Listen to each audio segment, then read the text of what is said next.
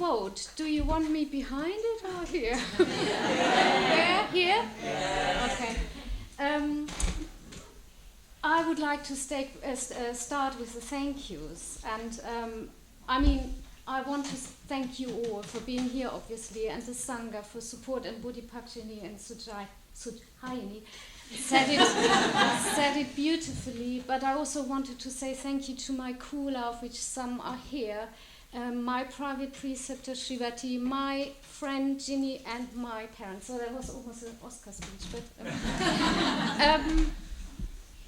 so when I met people in the 10 days I'm back, there is a sort of default behavior. It's something like, oh, you cut your hair. And I say, yeah. And, oh, you look so much younger. Yeah. Nobody said you lost weight. But I have.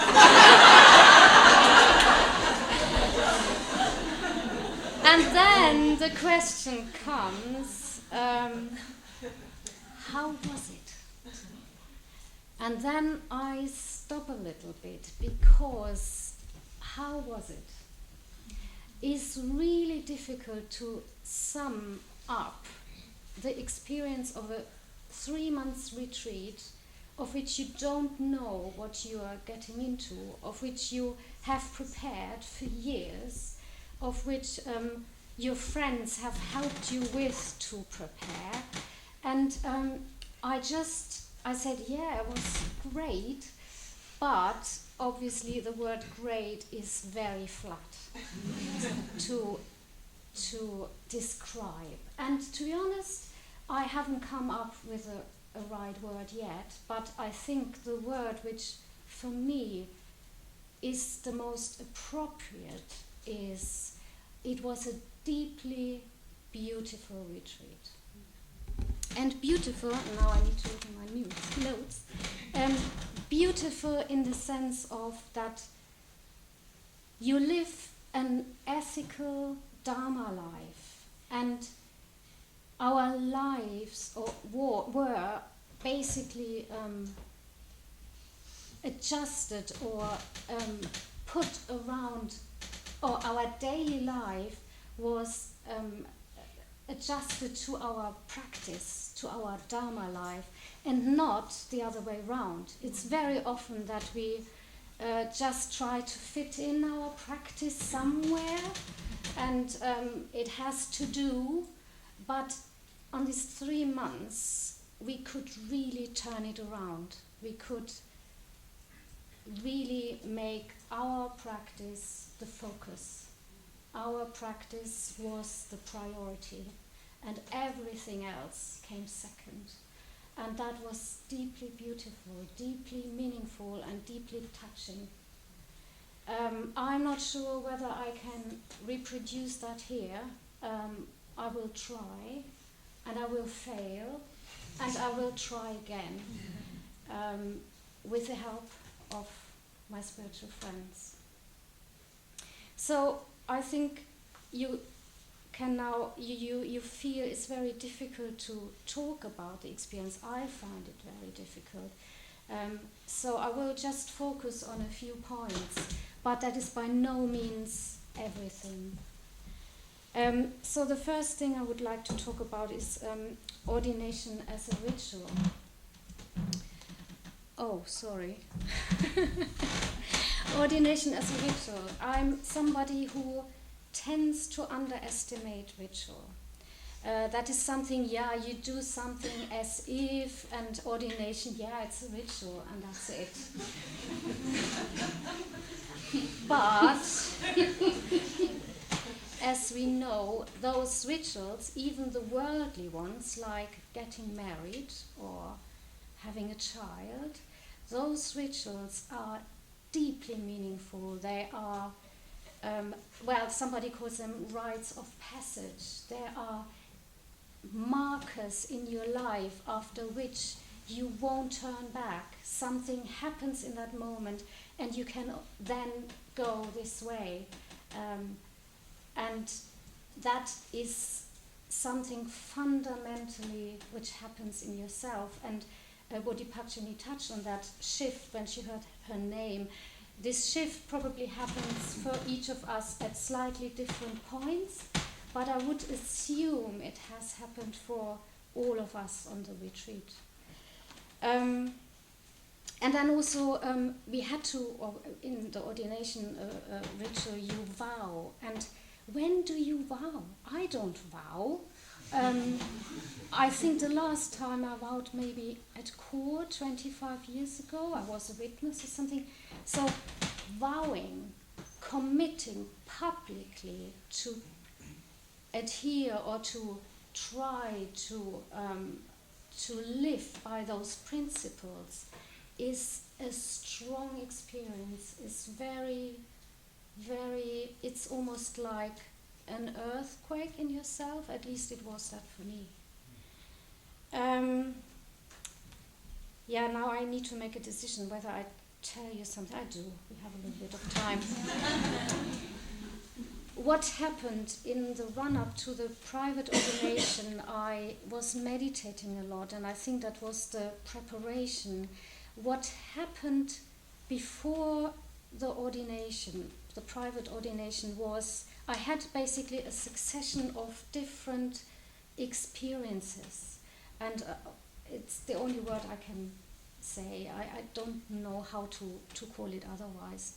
And one of it was I'm basically grappling, or I was grappling for 2 years with the problem with the First Noble Truth. Now, I don't know whether all of you know that, but the First Noble Truth just states, and it's Buddha's First Noble Truth, there is suffering in the world. I was absolutely happy with the Second Noble Truth, which says we are basically, putting suffering on top of the first suffering of getting old, of getting ill, of finally dying. And with our negative mental states, we put another layer of suffering on that first suffering. So the second suffering was completely, I could see that daily. But the First Noble Truth, why are we getting sick? Why are we getting old? Why do we die?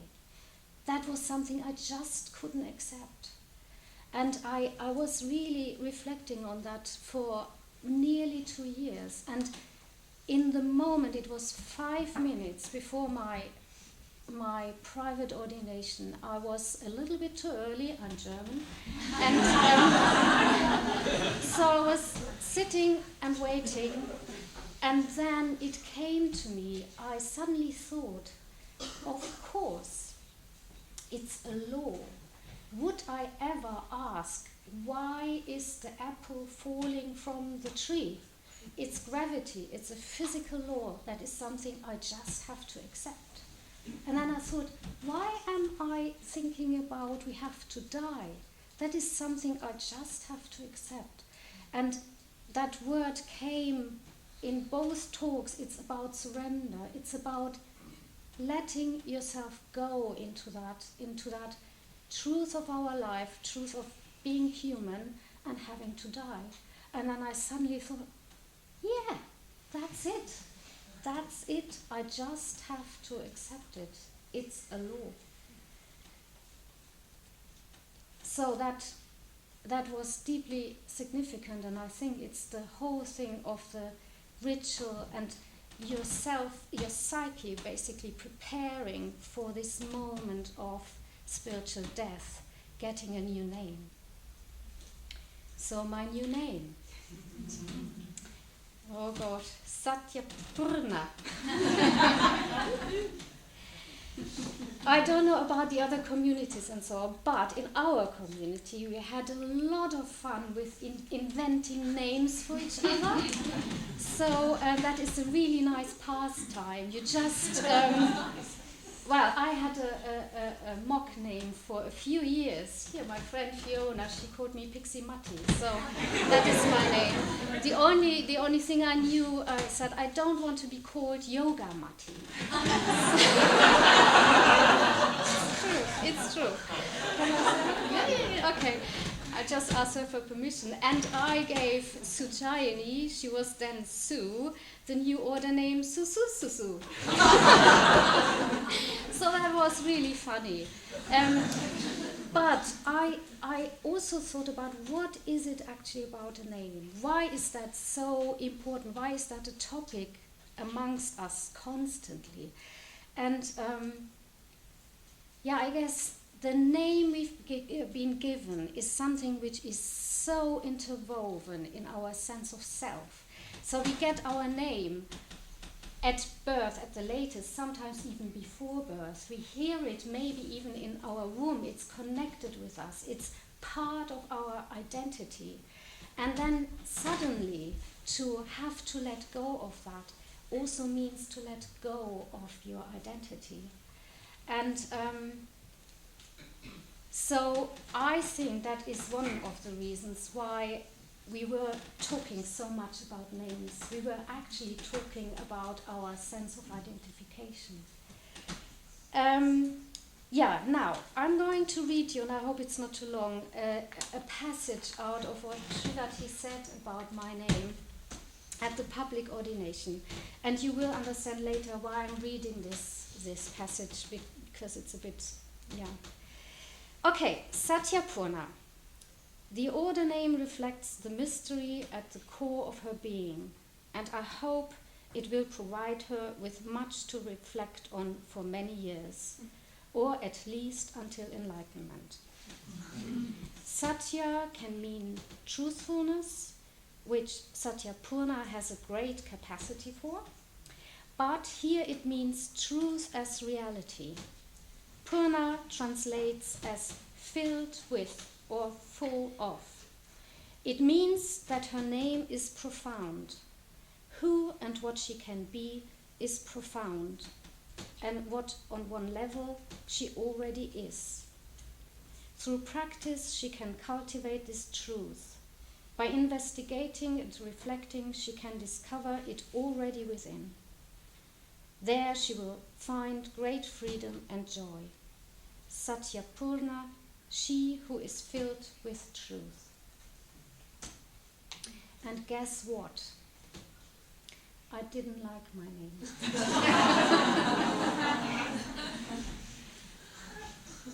The reason, I think, was I knew at least 4 other Satyas. So people who had the first part in the name is Satya.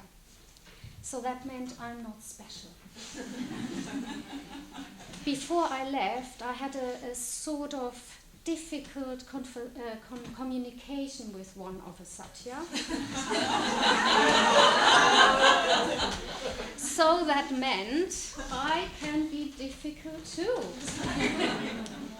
And the last bit, the Purna bit, which according to the little document we get has a little trill, I can't pronounce it properly.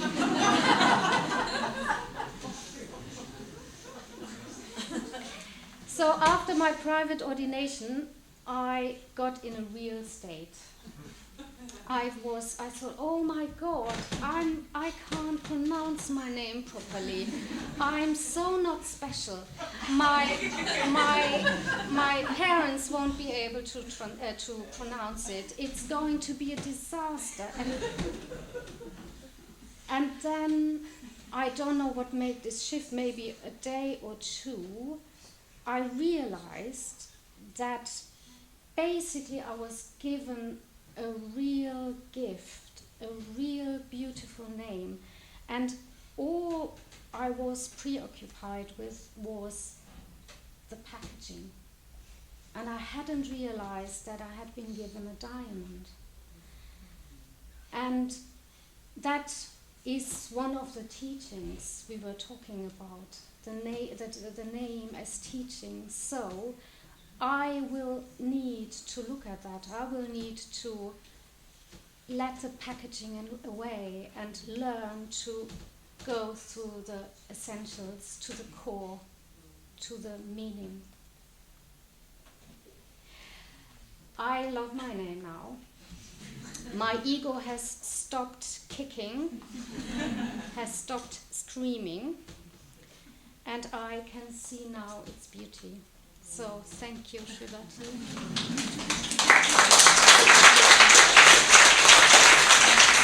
Not the end yet, sorry. One more point, sorry. I would like to read you a diary entry after my first night at Akashavana. Bad first night.